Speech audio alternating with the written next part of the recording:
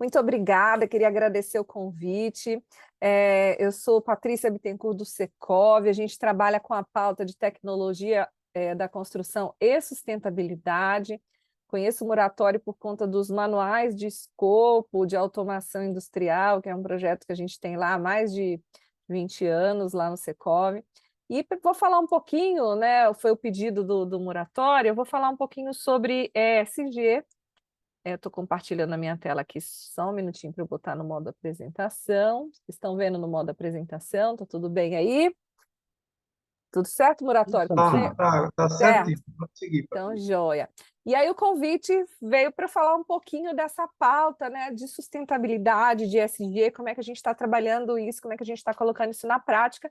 E aí a gente vai bater um papo aí sobre o que o Secov tem feito, como é que a gente está impulsionando essa agenda, e no final eu chego aí conectando, né, o trabalho de vocês de automação aí residencial, dos edifícios, né, como é que isso pode impactar e contribuir para o nosso trabalho também. Então, como eu falei, eu sou Patrícia, sou engenheira mecânica, com especialização em sustentabilidade ESG, em gestão de projetos, trabalhei 20 anos com o setor industrial, então eu conheço bastante de automação industrial, bastante não, tive vivência com automação industrial, e desde 2015 eu tenho trabalhado no Secov, e a gente lidera alguns projetos aí dentro dessa pauta de sustentabilidade, um destaque para uma norma da BNT, que é a PR 2030, que trabalha com a pauta de ESG, e no Secov a gente fez aí, eu vou falar para vocês, o guia e a aliança pela redução de gases de efeito estufa. Mais do que isso tudo, o que eu gosto de falar é o que eu trabalho para fazer diferença, para contribuir para um mundo melhor. Como o Muratório falou, o Secov ele é um dos maiores sindicatos da América Latina, a gente representa aí mais de 93 mil empresas no estado de São Paulo, e é de toda a cadeia imobiliária, que vai desde loteamento, incorporação, gestão de propriedades imobiliárias, até a administração de condomínio. A gente tem um compromisso forte com o desenvolvimento sustentável, né, que é aquele que é capaz de satisfazer as necessidades presentes sem comprometer a capacidade das gerações futuras de suprir suas próprias necessidades. Então, a gente trabalha com esse foco dentro dos nossos projetos, né, para que a gente, através da sustentabilidade, a gente consiga alcançar um equilíbrio entre os aspectos ambientais, sociais e econômicos. O Secov é signatário do Pacto Global da ONU desde 2009, e há muito tempo a gente faz ações aí reforçando a importância de práticas ambientais. Então, nós temos algumas publicações disponíveis aí dentro do nosso site, criando um edifício mais sustentável, sobre lote legal, gestão de água em condomínio, iluminação. Então, a gente faz bastante conteúdo na pauta ambiental, social. Na Covid, nós tivemos um papel bem importante aí no trabalho das obras que se mantiveram, né, e no processo de reabertura também dos escritórios. Dentro dessa agenda social, a gente também tem um braço social, que é o Ampliar, que trabalha com a parte de capacitação de jovens. E na governança nós também atuamos aí com, o Secov tem um sistema de compliance, a gente tem código de conduta, a gente trabalha aí dentro dos parâmetros da LGPD, e desde então a gente já atua com essa pauta ambiental, social e de governança, e quando chegou em 2021, que se começa a falar muito de ESG, o Secov embarca nessa nova jornada, que é o que eu vou compartilhar um pouquinho com vocês. A gente começa falando de ESG, sem entender do que a gente estava falando, depois a gente busca apoio, capacitação, para começar a entender melhor, a aprender como que deve ser feito e a multiplicar isso para as empresas que trabalham no nosso ecossistema. Então, a gente entende que o ESG é uma nova agenda para os negócios, independente de porte e de setor, né? Essas três letrinhas que podem ser encaradas aí como uma moda por alguns, esse compromisso com o ambiental, social e com a governança, essa moda não vai mais passar. O que a gente tem observado é que a busca pelo termo ESG aumentou muito nos últimos anos no Google, mas os consumidores, eles ainda têm dúvidas, né? 1 a cada 5 brasileiros já ouviu falar, 4 em cada 5 acham importante. Olha a disparidade. Então, tem 3 aí que não sabe, acha importante, mas não sabe o que que é. Então, nesse cenário, apareceu muita empresa querendo surfar essa onda do ESG, mas com muitas dúvidas conceituais, dúvidas de o que que é realmente, por que que é importante, é aplicável para o meu negócio, né? O que está envolvido nessa agenda? Como é que eu faço para começar? Então, eu vou pontuar a minha apresentação com algumas coisas práticas e algumas coisas teóricas para ajudar no entendimento dessa nova forma de fazer negócio. Então, a gente começa com o conceito, né? O que que é esse ESG? Esse ESG, ele não é um termo novo, ele apareceu lá em 2004 com uma provocação da ONU, do Pacto Global da ONU, a CEOs de instituições financeiras. Ele tem 20 anos que ele já está nessa parada.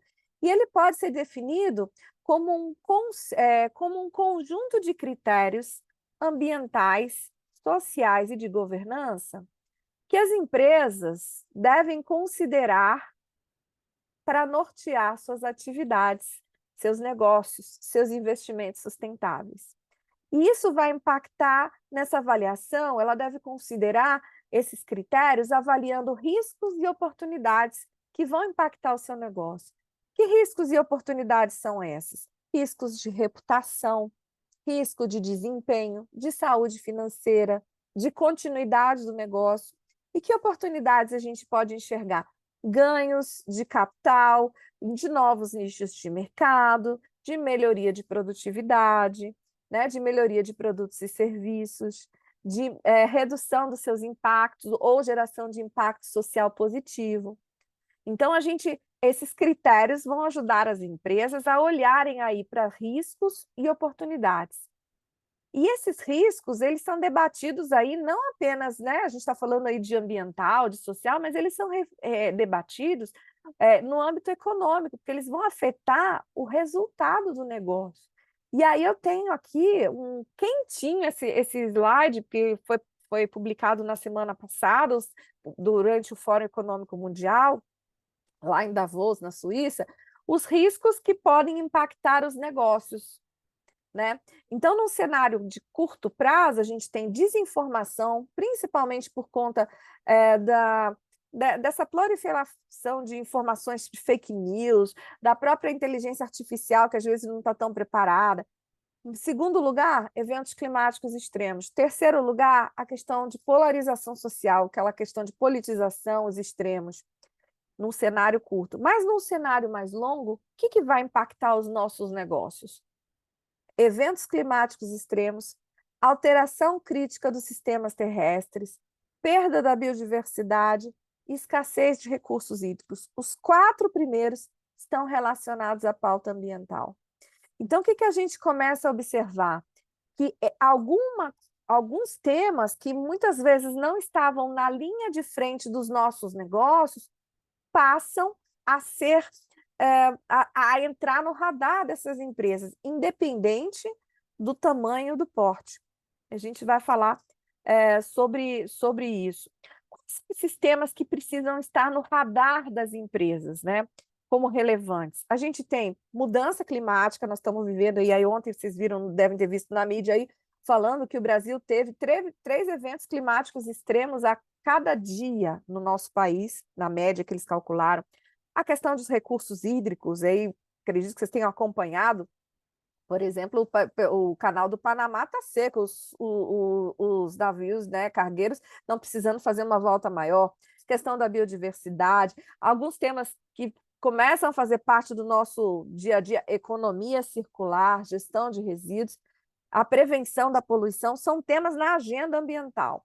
Na agenda social, a gente vai falar de todo o relacionamento que a organização tem com as pessoas internas, que são os colaboradores, e aí a gente pode trabalhar a pauta de relações e práticas do trabalho, equidade, diversidade, equidade e inclusão, direitos humanos. Nós vamos trabalhar com a comunidade. Qual é o impacto que a minha organização causa naquela comunidade? Né? Tem algum? O que eu posso fazer para melhorar? E também nós vamos trabalhar nessa agenda a responsabilidade na cadeia de valor. E aqui que está a palavra-chave dos grandes e dos pequenos, porque os grandes já precisam ter esse compromisso e eles vão puxar as empresas menores, aquelas que dentro da sua cadeia de fornecimento, que fecham aí esse ciclo. E por último, a governança, que é onde a gente vai tomar a decisão da gestão do negócio. Como é que está estruturado? Como é que é a conduta? O que eu faço de controle? Como é que as minhas práticas estão sendo comunicadas, né? Tem transparência? Então, são assuntos que fazem parte dessa agenda das empresas. Como é que a gente coloca isso dentro do negócio? A gente gosta de falar que se o SG é uma jornada, o primeiro passo é conhecer a trilha que vamos percorrer, e aí eu trago uma referência que eu tive a oportunidade de trabalhar e coordenar esse projeto junto lá da BNT, que é uma norma, na verdade não é uma norma, é uma prática recomendada sobre ESG, onde traz um montão de informação para ajudar aquelas empresas talvez de menor porte, que não tenham acesso a uma consultoria especializada, a entender do que a gente está falando. E lá a gente vai falar o que precisa fazer para colocar em prática, né? Primeiro é entender, né, se é uma jornada, é preciso conhecer o caminho. Segundo, é ter realmente o interesse e a intenção estratégica de trazer para dentro do seu negócio. O terceiro passo é conhecer o que eu já faço dentro de casa, então a gente vai diagnosticar. O quarto é planejar o que eu vou fazer. O planejar é o passo quase que mais importante, porque é aqui que a gente vai dar o foco do meu negócio. O quinto passo, implementar. Sexto, medir e monitorar. Sétimo, relatar e comunicar.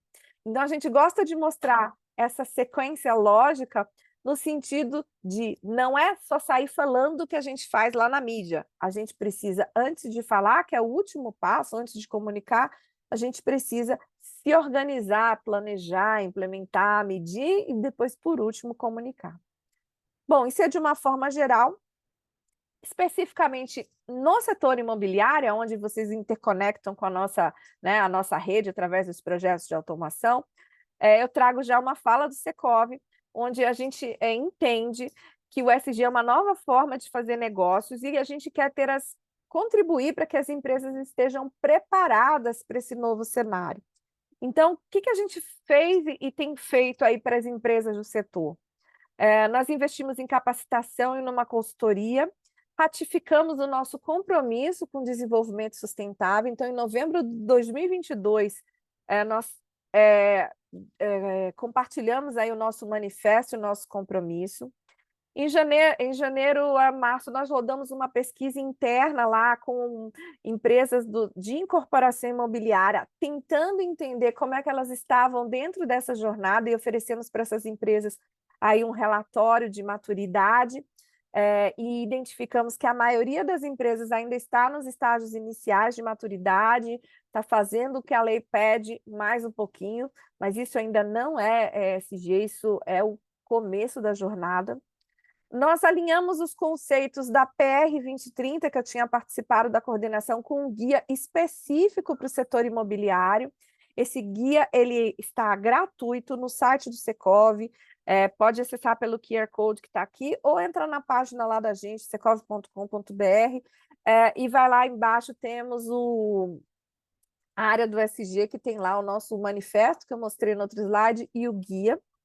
Ano passado, a gente fez 2 turmas de um curso específico do SG em prática para o setor imobiliário, trazendo aí mais de 60 alunos de diversas incorporadoras e construtoras, aí dentro imobiliária, tinha projetista também, arquitetos. E nesse nosso guia, a gente vai falar daqueles 7 passos, só que com outras palavras um pouco mais específicos aqui, mas na verdade a gente trabalha nessa mesma perspectiva, e nesse ponto, nós no nosso guia destacamos quais são os temas mais relevantes para os negócios imobiliários, que né, como é que a gente tem que focar? E lá nesse guia a gente trabalha lembra que eu mostrei um montão lá de temas? Aqui a gente vai trazer esses temas focados aqui nos nichos de negócio, de desenvolvimento e desenvolvimento urbano, de incorporação, de gestão patrimonial e de administração de condomínios. Que temas a gente precisa ficar atento? O que pode se colocar em prática dentro das empresas? E aí eu vou trazer alguns exemplos para vocês. Exemplos relacionados à governança, né? Lá no nosso guia, a gente traz também exemplos e que podem ser classificados em estágios inicial, intermediário e avançado. E aí, com a governança, primeiro passo, né? Por que a gente coloca a governança na frente? Porque é aqui que são tomadas as decisões. Então, uma organização que quer trabalhar com a agenda ESG, ela precisa ter uma intenção estratégica com relação à sustentabilidade, com relação à pauta ESG, e planejar como é que a empresa quer trabalhar com esses assuntos. O outro ponto é ter uma estrutura de governança. Poxa, mas Patrícia, estrutura de governança é só para empresa grande? Não. Governança acontece em qualquer lugar, inclusive em condomínio. A gente faz palestra para síndico lá e a gente fala, no condomínio tem a governança, o síndico, o conselho de síndico. Numa empresa menor, a complexidade é diferente de uma empresa maior, mas existe a necessidade de ter papéis estabelecidos para tomada de decisão. E, por fim, um outro ponto é trabalhar com ética e transparência, né? A gente tem uma conduta ética, é buscar essas transparências nas operações, né? Divulgando sempre informações relevantes para as partes interessadas, ou os famosos stakeholders. E tudo isso com base no nosso compromisso com a sustentabilidade.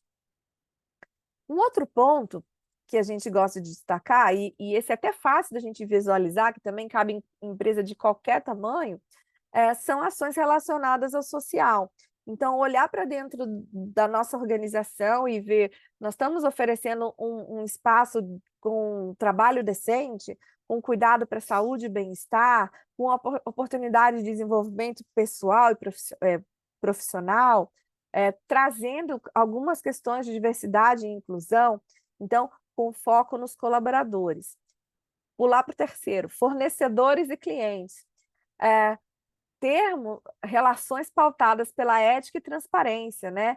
E se a gente, dependendo do negócio, buscar fornecedores locais para que a gente consiga diversificar essa mão de obra e contribuir de alguma forma também para o desenvolvimento desses fornecedores.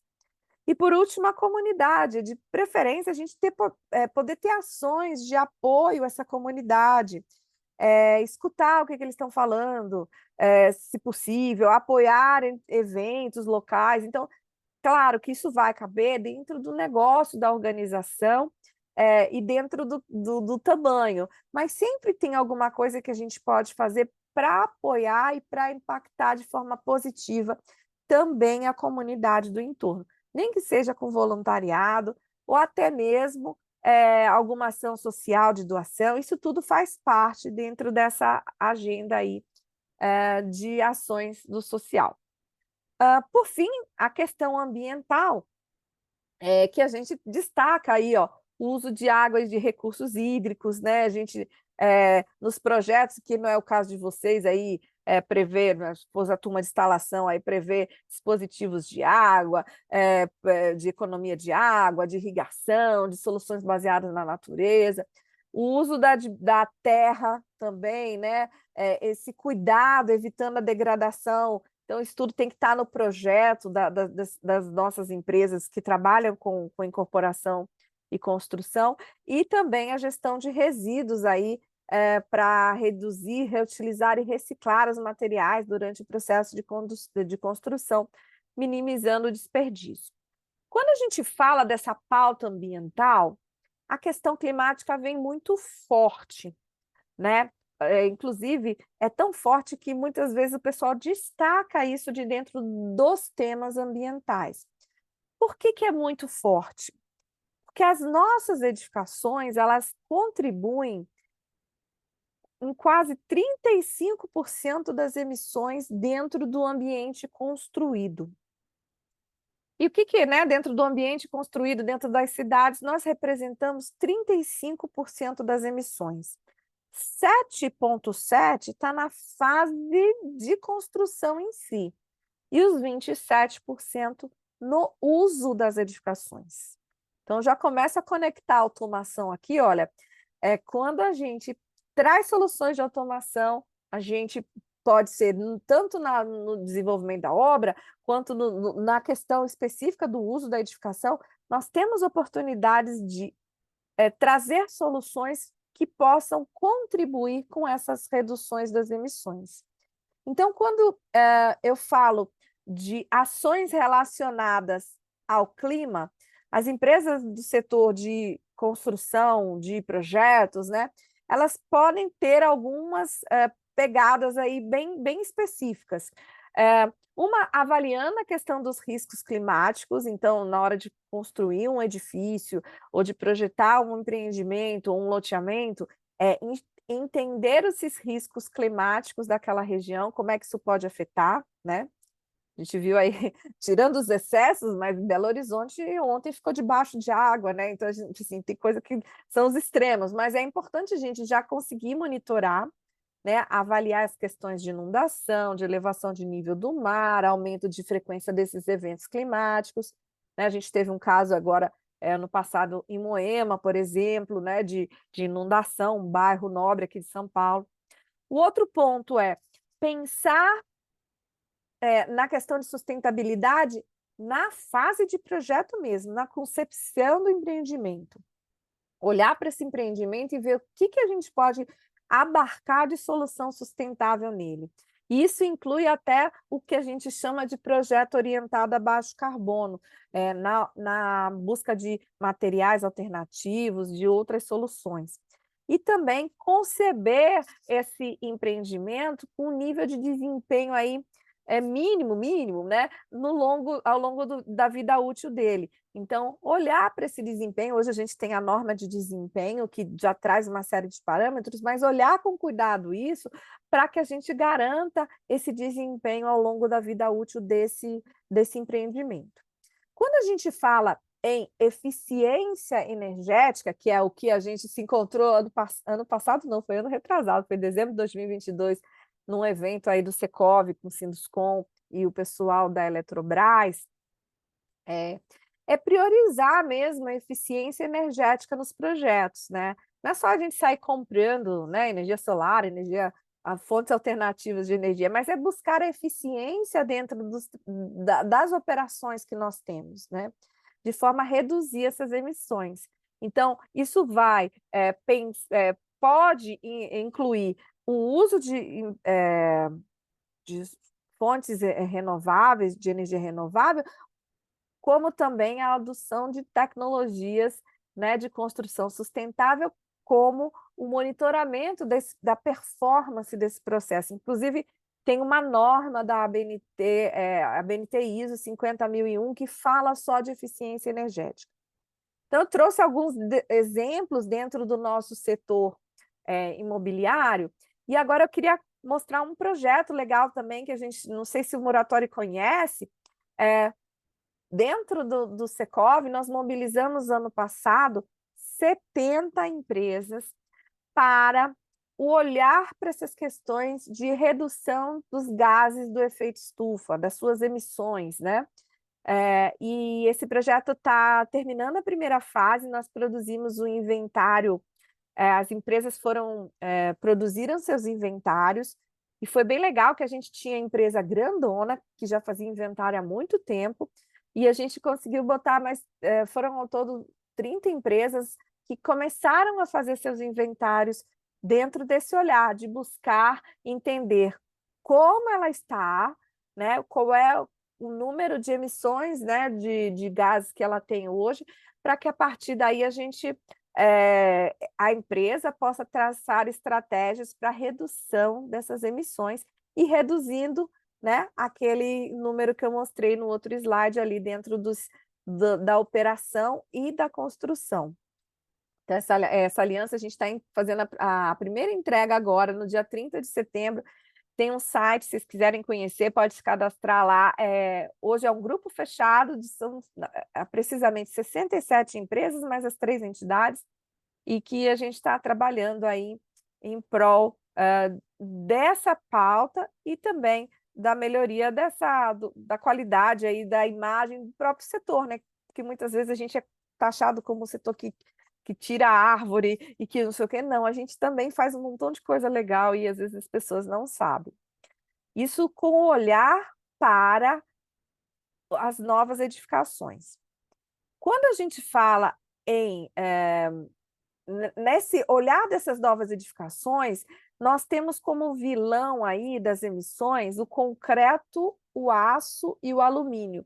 E o que que a gente tem visto? A gente já tem visto alguns avanços em busca de novos materiais, como o cimento verde, né? E algumas notícias aqui de fábricas que utilizam aí resíduos de pneu ou caroço de açaí, esse daqui, para mistura aqui do cimento, né? Uma outra um outro projeto que vai utilizar resíduo de barragem para fazer o cimento, e também um aço verde, né? Então a gente tem aqui um exemplo de uma unidade que está sendo trabalhada lá em Minas, junto com o governo de Minas, que vai usar os rejeitos de barragem também para trabalhar essa planta, né, o carbono zero em algumas siderúrgicas. Então, por quê? Porque esses materiais são vilões dentro dessa pauta dos nossos materiais que entram, né, dentro do nosso edifício e que ficam lá incorporados, é o que a gente chama de carbono incorporado.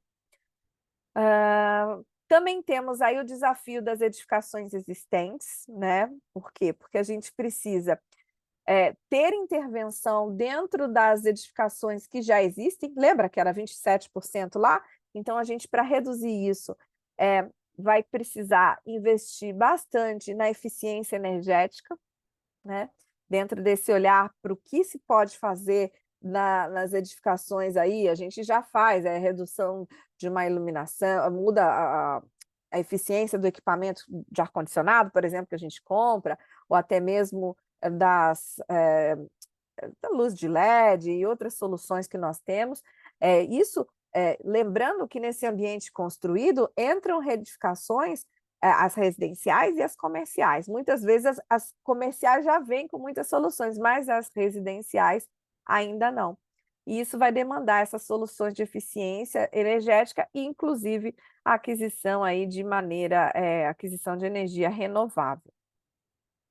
E pensando aí um pouquinho no negócio de vocês, que trabalha essa questão de automação predial, eu meio que fiz uma pesquisa. Esse aqui é novo, viu, Muratório? Esse daqui não estava naquele que eu mandei para você, mas é só para trazer uma fala mais direcionada, né? Vocês têm um papel muito importante nesse processo, uma vez que vocês contribuem diretamente com projetos de automação aí, com otimização do uso de energia, né, de sensores para ajustar a iluminação, climatização e outros equipamentos. Então, vocês contribuem diretamente para esse processo, né, de eficiência energética.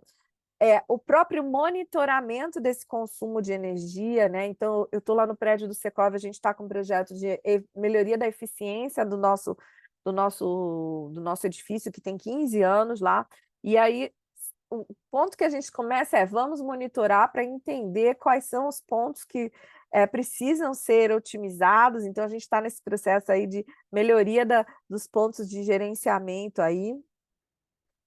Então, com esse monitoramento ambiental, com esses sensores, tanto para ver o quanto está sendo gasto, mas também a gente pode usar isso para a qualidade do ar, para ver como é que a gente está contribuindo aí com esses elementos, esse ambiente mais saudável. Falando nesse saudável, no social, a gente também, vocês têm condição de projetar sistemas aí que contribuam aí para a qualidade, né, e o bem-estar, né, considerando temperatura, iluminação, qualidade do ar, e até mesmo com recursos de acessibilidade, né, que garantam aí alguns requisitos para as pessoas com deficiência e a gente promova a inclusão social.